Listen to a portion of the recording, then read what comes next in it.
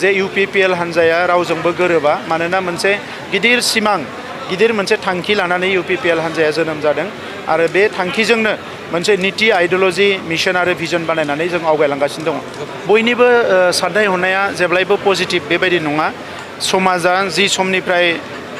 जागायदों बै समनिफ्रायनो बेवहाय मोजांबो दङ गाज्रिबो दङ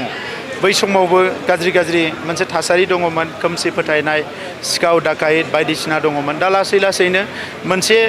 एन्टि ससियेल थिंकिंआ जोबदों गुबुन मोनसे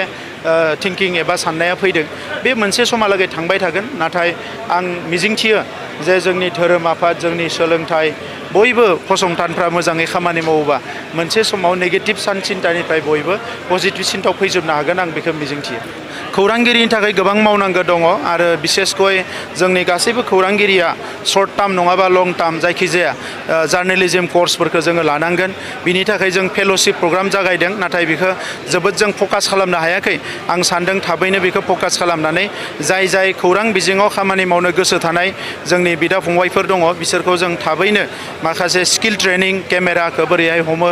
बा कुइसन्सखौ बोरैहाय सोङो बा जार्नालिज्मनि इथिक्सआ मा प्रिन्सिपला मा बेफोरखौ ट्रेनिं लानो थाखाय जों हेल्प खालामगोन जाहाथे इयुनाव बर' खौरां बिजोङाबो जाहाथे नेशनेल स्टेन्डार्ड बा इन्टारनेशनेल स्टेन्डार्डआव थांनो हायो वेलकाम